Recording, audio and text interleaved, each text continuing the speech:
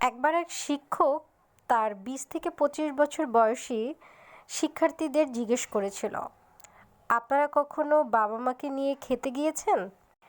শিক্ষার্থীরা একটু অবাক হয়ে একজন আরেকজনের দিকে তাকিয়েছিল। আসলে কোথাও ঘুরতে যাওয়া, কোনো ট্যুরে যাওয়া কিংবা কোথাও খেতে যাওয়া, রেস্টুরেন্টে যাওয়া, এই যে স্পেশাল যে ব্যাপারগুলো আছে, এই ব্যাপারগুলো কেন জানি আমরা যুক্ত করি শুধুমাত্র বন্ধুবান্ধবের জন্য এবং শুধুমাত্র কোনো স্পেসিফিক ব্যক্তির জন্য। কিন্তু কোথাও ঘুরতে যাওয়া বা কোনো ট্যুরে যাওয়া কিংবা খেতে যাওয়া কিংবা বাবা মার ম্যারেজ অ্যানিভার্সারি পালন করা, বাবা মার জন্মদিন পালন করা, সময় কাটানো, এই বিষয়গুলো যে বাবা মার সাথেও হতে পারে, কেন জানি এই 2024-এর শেষ কিংবা 2025-এর শুরুতে এসে আমরা কেন জানি ভাবতে পারি না। অথচ আমরা যারা 90 দশকের দিকে জন্মগ্রহণ করেছি, আমাদের বাবা মা যারা আছেন, আমাদের বাবা মা কিন্তু ম্যাক্সিমাম ক্ষেত্রেই, বিশেষ করে মা যদি বলি, তারা চাকরি বাকরি করতেন না। তাদের গোটা দুনিয়া জুড়েই আসলে আমরা, আমাদের মায়েদের কিন্তু অন্য কোনো দুনিয়া নেই।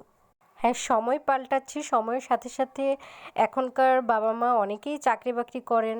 বিশেষ করে মায়েদের কথা বলবো, তাদের আলাদা একটা জগৎ আছে। কিন্তু আগের জেনারেশনের বাবা মা, বিশেষ করে মাদের কিন্তু আলাদা কোনো জগৎ নেই, ছেলে মেয়েই তাদের জগৎ। তো সেই ক্ষেত্রে এটা কিন্তু খুব গুরুত্বপূর্ণ, মানে তাদেরকে সময় দেওয়া।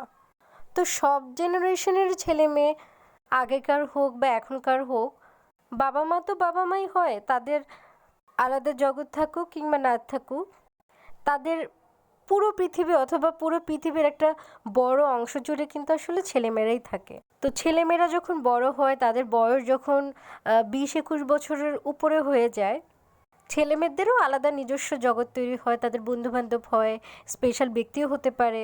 আমি বলবো ওইটুকুর সাথে বাবা মাকেও সাথে রাখতে।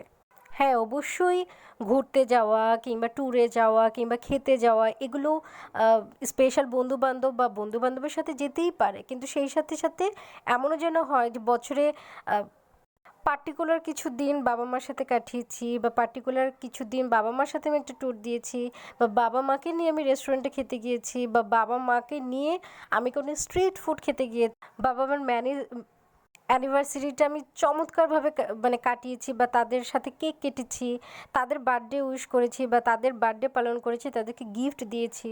স্পেশালি বাবা মার মানে ম্যারেজ অ্যানিভার্সারিটা তো সন্তানের জন্য খুব স্পেশাল। এটা একটা নিরাপত্তাও বটে যে বাবা মা একসাথে আছে। তো এই বিষয়টাও কিন্তু প্রতিটা ছেলে মেয়ের উচিত মানে হচ্ছে উদযাপন করা। তো এক একটা পরিবারে এক একভাবে উদযাপন করে, যে যেভাবে পারে উদযাপন করতে পারে, সেটাতে কোনো অসুবিধা নেই। শুধু বলবো, শুধু মানে বাবা মা, তাদের সাথেও যেন আমাদের কিছু স্পেশাল মোমেন্ট থাকে, কিছু স্পেশাল দিন থাকে।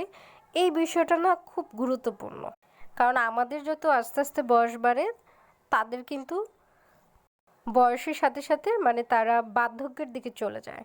তাই তাদেরকে সময় দেওয়াটা খুব গুরুত্বপূর্ণ।